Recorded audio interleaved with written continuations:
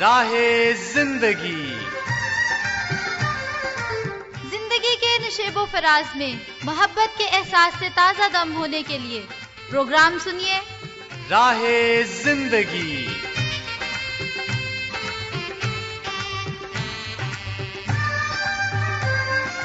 आप ही के अपने प्रोग्राम राहे जिंदगी के साथ मैं हूं आदिल मुश्ताक और मैं हूं उज़मा यूनुस। हम दोनों की तरफ से आप सभी सुनने वालों को बहुत बहुत सलाम कबूल हो।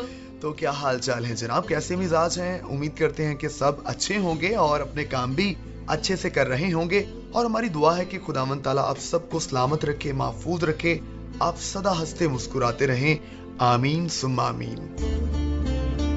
आदिल साहब, मैं सोच रही थी कि बहुत सारे मामलात में हमें कामों को अच्छे तरीके से करने के लिए दूसरों की जरूरत होती है, उनके मशवरे की, उनकी सलाह की, उनकी मदद की।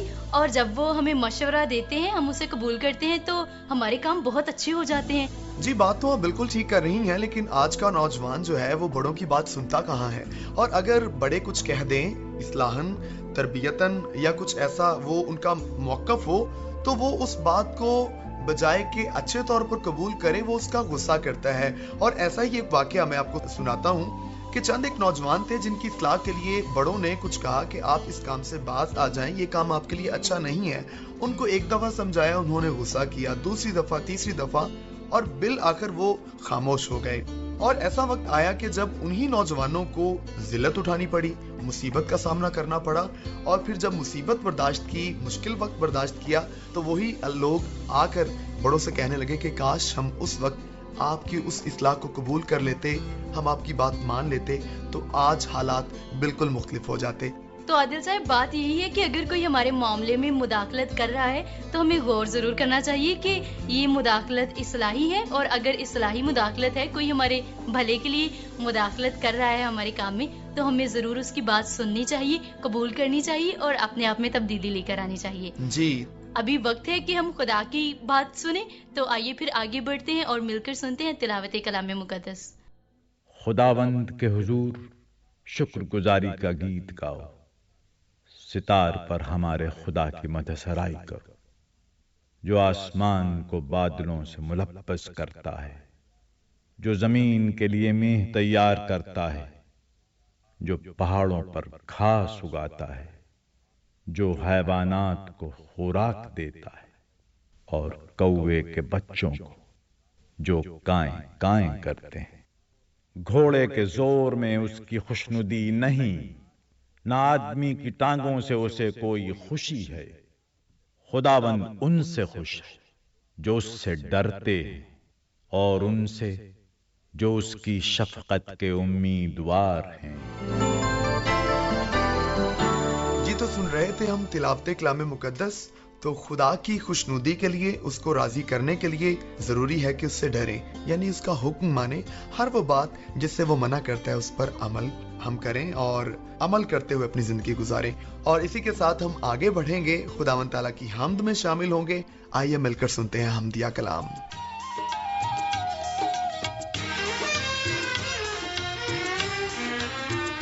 मजबूत मेरा दिल है, मजबूत मेरा दिल है, शौकत नाल गावा तारीफ अपने रब दी, तारीफ अपने रब दी।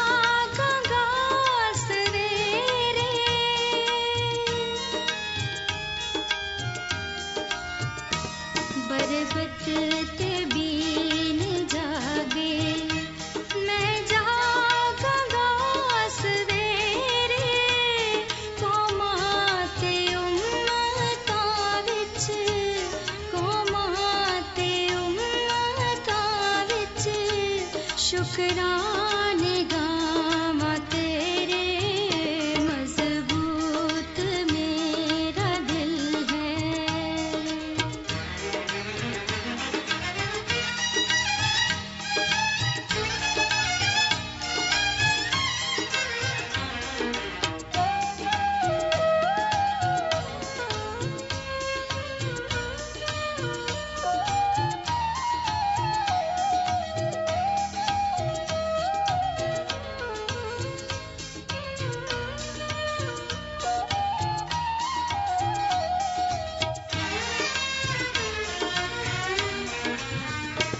बड़ी तेरी है रहमत आसमान से भी ऊंची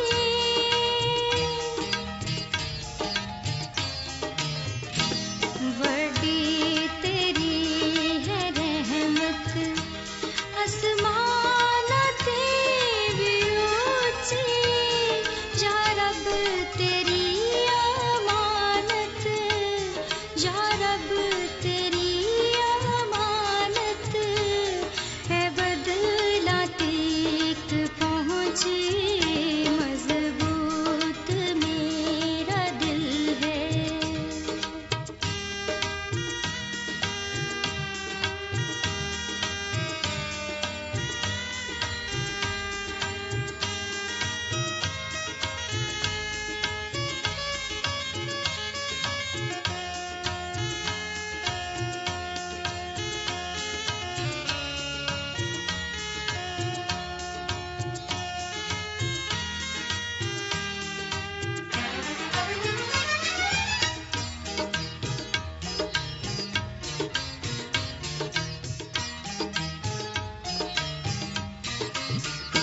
आसमाना होते हो तुम ऊंचा मेरे खुदाया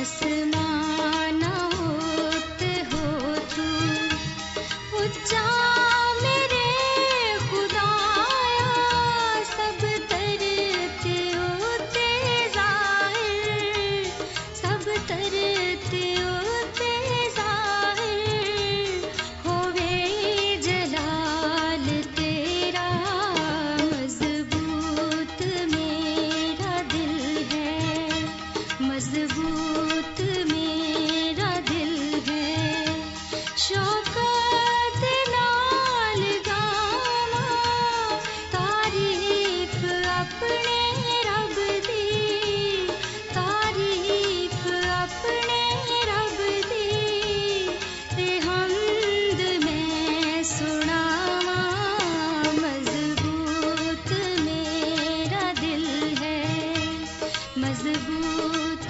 मेरा दिल है बहुत ही बबरकत हमदिया गीत सुना हमने और हम उम्मीद करते हैं कि आपने भी बहुत बरकत पाई होगी इस गीत के वसीले से।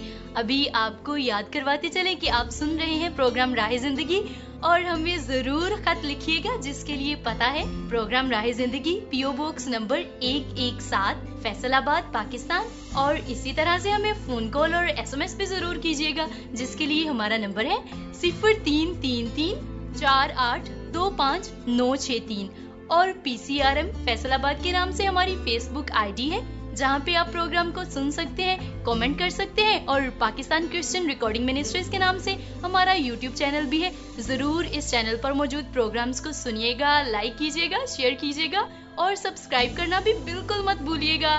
किसी भी जरिए को इस्तेमाल करते हुए जरूर हमसे राब्ते में रहिएगा। सभी का शुक्रिया अदा करते हैं कि जो इतनी मोहब्बत के साथ हमें खत लिखते हैं और आज बहुत से लोगों ने फेसबुक पर भी कमेंट किए हैं, तो मैं आपको बताता चलूं उन सभी के नाम। मूसा सलीम ने कहा कि गुड जॉब और फरियाद सरोज ने कहा सो वंडरफुल, इसी के साथ उन्होंने कहा नाइस।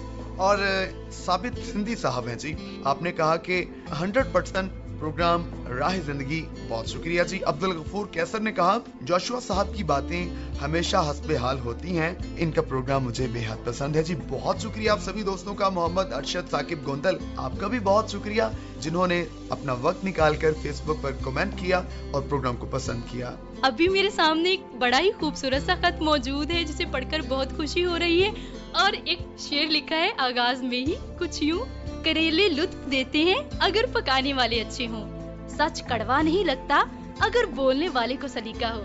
तो इसे लिखने वाले लोग भी बहुत ही अच्छे हैं। उन्होंने खत ऐसे लिखा है कि मुझे पढ़कर बहुत खुशी हो रही है। मेरी मुराद है नुसरत शम्मा सयाल साहिबा से, इरफाना तबस्सुम साहिबा और राफिया सरवर साहिबा। आपने हमें खत लिखा, काफी अरसे के बाद बहुत खुशी हो रही है। आप कहती हैं कि आपकी मेजबानी में रंगारंग प्रोग्राम राह जिंदगी सुनने का अक्सर इत्तेफाक होता रहता है। तमाम तर सेगमेंट्स बहुत अच्छे लगते हैं, दिलचस्पी और मालूमात का बायस होते हैं। और आप खासतौर पर कहती हैं कि ड्रामा चिरागेरा सुनकर तो ऐसे महसूस होता है कि कुछ लम्हों के लिए हम अंबिया कराम के दौर में ही चले जाते हैं। तो प्यारी बहनों, आपने अपना कीमती वक्त निकालकर हमें खत लिखा, अपनी मोहब्बत का इजहार किया, अपनी कीमती राय से हमें नवाजा, हमें बहुत खुशी हुई। इसी तरह से हमें लिखते रहिएगा ताकि हम प्रोग्राम में आपके खत को शामिल करते रहें, हम भी मुस्कुराते रहें और तमाम तर लिसनर्स भी इसी तरह से मुस्कुराते रहें। नवीद अहमद साहब कहते हैं कि आज का प्रोग्राम सुना, बहुत अच्छा लगा, खासकर ड्रामा चिरागेरा बहुत पसंद आया। अजमल बशीर मेतला साहब कहते हैं कि प्रोग्राम जोशवा बाई की मेजबानी में सुना, उन्होंने बहुत ही प्यारी बातें की। और अमजद खान साहब की जानिब से हमें 2 मैसेजेस मौसूल हुए हैं। आप कहते हैं कि प्रोग्राम आदिल मुश्ताक और उज़मा यूनुस की मेजबानी में सुना, तिलावत कलाम मुकद्दस और हमदिया गीत सुनकर बहुत बरकत मिली। इसी तरह से लिसनर्स के खतूत और SMS शामिल हुए, ये सिलसिला भी बहुत अच्छा लगा। और कहते हैं कि आपने सेहत की बातें की जगह जो सिलसिला सराइकी ड्रामे का पेश किया है वो सुनकर हमें बहुत अच्छा लगा। आप बीती में भी हमने एक बहुत ही अच्छा सबक सीखा और आप तमाम तर सामईन को सलाम पेश करते हैं। तो आप सबके खतूत का, मैसेजेस का बहुत बहुत शुक्रिया। तो जनाब, खत मेरे पास मौजूद है हमेशा की तरह बहुत ही खूबसूरत राइटिंग में, बड़े अच्छे अल्फाज में। अब्दुल गफूर कैसर, चौधरी फहीम नूर, राना शमशाद अली, जिनका ताल्लुक बहावल नगर से है। आपने कहा कि प्रोग्राम बहन रीबा नईम साहिबा की आवाज में सुना, सभी सिलसिले बहुत पसंद आए और कहते हैं कि हमदो सना, तिलावत कलाम मुकद्दस और सेहत की बातें सभी बहुत अच्छा था। और साथ ही इन्होंने कहा कि बहुत दिनों से सरदार सुहेल अहमद और गुलाम सरवर बलोच के खत सुनने को नहीं मिल रहे। इन दोनों भाइयों को मेरा सलाम अर्ज कर दें। तो जनाब, आपका सलाम पहुंच चुका है और इनसे गुजारिश है कि वो राह जिंदगी में अपनी हाजिरी को यकीनी बनाएं। तो लीजिए जनाब, अभी इन दोस्तों ने दोबारा से आपको ये दरखास्त की है। तो गुलाम सरवर बलोच, अगर आप मुझे सुन रहे हैं, और सरदार सुहेल अहमद साहब, आप अगर मुझे सुन रहे हैं तो जरूर आप हमें खत लिखिए। हमारा दिल वाकई आपसे बहुत उदास है। और साथ ही साथ मैं इन दोस्तों का शुक्रिया अदा करता हूँ जो अपना राब्ता हमसे बहाल किए हुए हैं। बहुत बहुत शुक्रिया। तो आप सब सामईन के भेजे हुए खतूत और SMS मैसेजेस के लिए आपका बहुत शुक्रिया। अभी वक्त है खतूत और SMS के सिलसिले को समेटने का और आगे बढ़ने का। हमें बढ़ना है आगे और आप सबका पसंदीदा, बहुत ही खूबसूरत और मीठी आवाज में पेश किया हुआ सराइकी ड्रामा सुनना है। आइए मिलकर सुनते हैं।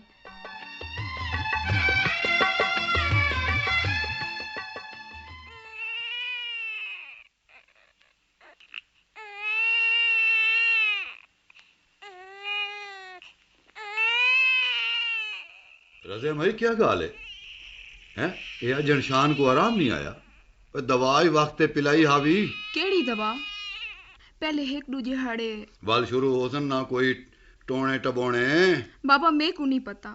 अम्मा होरा कल रात नानी अम्मा कोलू टोने भी करवाए अते आज सवेरे ओलना भी बनवाए। हाँ, अगेरे संगड़ी भी चाहती है। बस बस अते भाई बस, खुदा दे वास्ते बस चकरो। रज़िया एक तो दस, ए नानी अम्मा ते वल अम्मा होरा अते हुण खैर नाल तुसां, ए त्रै नस्लां थी गया ना? जिया थी गईया, पर वल इंदा मतलब ये है कि जिहालत दा राज साडे घर विच उवें ही है।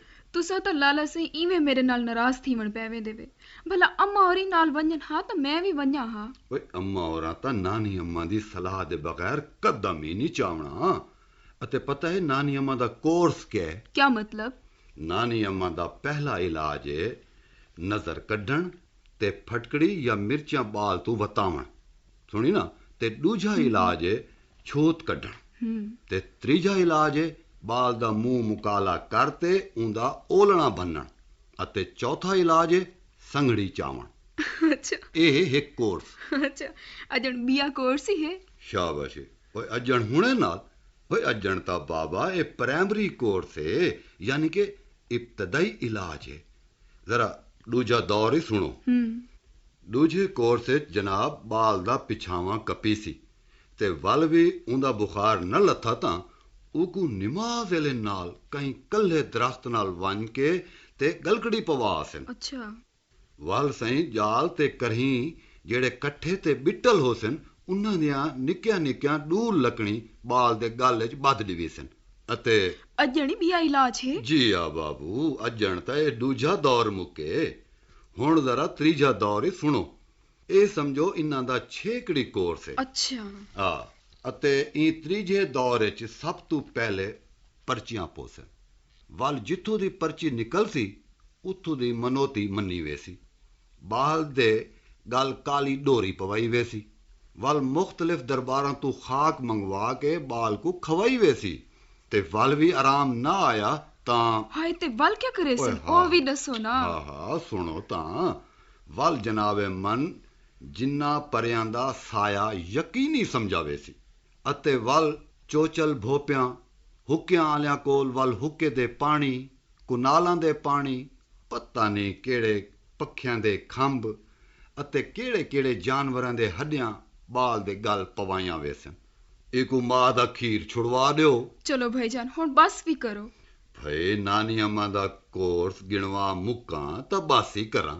चलो बहरहाल मतलब ए है जो आप होरी ओढ़क बेड़ी भाड़ा बाल दे खटड़े या पींघे तले रख के वहन शुरू कर दे सन।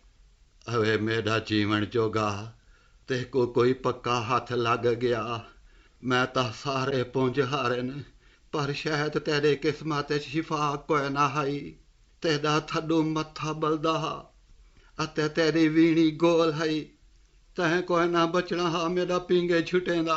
हाय वो अल्लाह न करे भाईजान कुछ तो मुई जो सेधिया लाया करो। जिया जिया ए सिद्ध अलावणी नानी अम्मा दे कोर्स दा एक हिस्सा है जेको शायद मैं छोड़ गया हम कहीं जा। अब्बा जी बुआ सैन ओए बिलाल बोल ओए दे आवन ए क्या दे बाबा। ओ अब्बा सही आज असा कॉलेज दे टूर ते वजने दुपारा को मेरे को इजाजत है ना। हाँ तो वो इजाजत दे नाल नाल मतलब है जो खर्चा शर्चा इवें ना। ओ अब्बा जी वो तो साफ जाहिर है खर्चे कन बगैर भी भला कोई काम थींदे। हाँ ते क्यों नहीं थींदा ओ शायद इंदा भी तेरी अम्मा कोलू कोई टोना होवे पिया। तौबा भाईजान हुण तो बस भी करो तुसा तो असलो बस तू वञे ना रज़िया मई हुण ओए बाल को चा के घेना अते बिलाल नाल वञ डॉक्टर साहब कोल ए जेड़ा ओ वड्डी सड़क ते ओ क्या ना है चाइल्ड स्पेशलिस्ट बालां दा महर जी हाँ बैठे ना बाबा। जी हाँ जी हाँ हां तुसा आखो हाँ बाद हूं कोलू वञ के ना बाकायदा इंदे सारे टेस्ट करा के ते दवा घेनो अते बिलाल उंदे बाद ते को कॉलेज दे टूर ते वञण दी इजाजत होसी मेरा बचड़ा ठीक है। ओके शुक्रिया शुक्रिया शुक्रिया अब्बा जी मैं हुणे वेना। चलो जी बुआ जी जुलवा बस तुसा भाईजान मेरे को अपने घर पहुंचावो मैं शाम दे अब्बे दे नाल वन के दवा घेना सा मैं हुण बिया रोज के नहीं बह सकदी। अच्छा अच्छा ते खैर नाल नानी अम्मा होरां तुहाको रुसा ते बलाई खड़ेन। बुआ जी तुसा फिक्र ना करो तुसा मेरे नाल चल के दवा घेना हो इंशाल्लाह कल ही शान ठीक थी वैसी मैं अपनी बुआ को खुद चल के अपनी ही खटारा कार से छोड़ा सा जिंदा सिर्फ हारन नहीं बजते बाकी हर शय बजती है।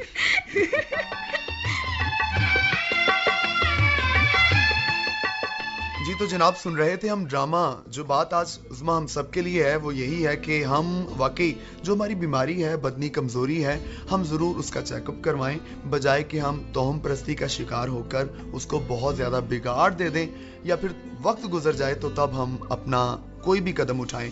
तो जरूर इसका ख्याल रखिए और अभी आपको लिए चलते हैं आगे और अभी वक्त है सिलसिला आप बीती का जिसमें हमेशा हमें किसी की जिंदगी के तजुर्बात से सीखने को बहुत ही उम्दा बात मिलती है।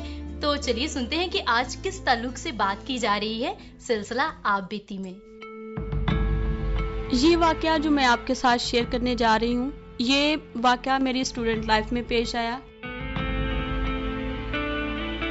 जब मैं अपना बीए का एक पेपर देने के लिए गई तो वहाँ पे एक स्टूडेंट आई जो कि बहुत ही ज़्यादा टेंस थी और रो रही थी। हम फ्रेंड्स अलग बैठे हुए थे लेकिन जब मैंने उसको रोते हुए देखा तो मैं उसके पास की मैंने पूछा कि आप क्यों रो रही हो। उसने मुझे बताया कि अगरचे उसने तैयारी तो पेपर की है, लेकिन सारा रात भर उसका बेबी जो है वो बहुत ही बीमार था, जिसकी वजह से वो बहुत ही ज़्यादा परेशान है। और अभी उनके घर पे भी कोई नहीं है, वो अपने शौहर के पास अपने बेबी को छोड़ के आई है। क्योंकि वो माँ थी, तो माँ होते हुए वो बार बार उसका जो ध्यान था वो अपने बच्चे की तरफ जा रहा था कि मेरा बच्चा किस हालत में होगा। तो वो लेकिन पेपर देने के लिए आई थी, तो मैंने उसे समझाया कि चलो ये तो अलग बात है कि आप एक माँ हो, लेकिन अभी आप पेपर देने के लिए आए हो तो आप अपने पेपर के बारे में सोचो कि मैंने क्या लिखना है जाके। लेकिन उसने मुझे बताया कि ये मेरे लिए बहुत मुश्किल है और मैं सोच रही हूँ कि मैं पेपर ना ही दूँ। तो मुझे बहुत दुख हुआ कि एक स्टूडेंट सारा साल मेहनत करे और पेपर ना दे और किसी वजह से उसकी जो कामयाबी है वो नाकामी में बदल जाए। तो मैंने उसे अपने तौर पे समझाने की कोशिश की कि चले कोई बात नहीं, आपका बेबी बीमार है, मैं उसके लिए दुआ करूँगी, आप भी करें, खुदा उसे जल्द तंदुरुस्त कर दे, लेकिन आप अभी पेपर दें, जैसा भी आपको आता है आप परेशान ना हो, आप देने की कोशिश करें। कम से कम फुल पेपर नहीं तो आप 3 या 4 क्वेश्चन तो अटैम्प्ट कर ही लोगी। जब मैंने उसको समझाने की कोशिश की तो वो मेरी बातों पे मोटिवेट होगी और उसने इस बात को मान लिया कि चलो ठीक है, मैं पेपर देती हूँ। हो सकता है कि पेपर में कुछ ऐसा हो कि मुझे सारे सवाल आते हों, और फिर उसका माइंड यानी कि बन गया, मेरी थोड़ी तसल्ली देने की वजह से या मेरा उसको समझाने की वजह से वो तैयार होगी कि चलो ठीक है, मैं पेपर देती हूँ। जैसे ही पेपर ख़त्म हुआ, मैं कमरा इम्तिहान से बाहर निकली तो वो बाहर खड़ी मेरा इंतज़ार कर रही थी। मैंने उससे फ़ौरन पूछा कि अभी बताएं कैसा हुआ है आपका पेपर, क्योंकि मुझे भी काफ़ी पेपर के दौरान परेशानी लगी हुई थी कि पता नहीं उसका एक पेपर कैसा होगा। तो उसके चेहरे पे एक अजीब ही तरह की मुस्कुराहट और खुशी थी कि मैं उनको लफ्ज़ों में बयान नहीं कर सकती। और उसने ना सिर्फ मेरा थैंक यू अदा किया, बल्कि मुझे ये भी बताया कि आपके समझाने की वजह से मैं इस काबिल हुई कि मैं पेपर अच्छे तरीके से कर पाई और मैंने सारे सवाल हल किए। और मुझे बहुत ज़्यादा खुशी हुई कि मेरी थोड़े से समझाने से, मेरी थोड़ी सी रहनुमाई से वो इस काबिल होगी कि वो अपना पेपर हल करने के काबिल बनी और मैंने एक अच्छा इंसान होने का फ़र्ज़ निभाया।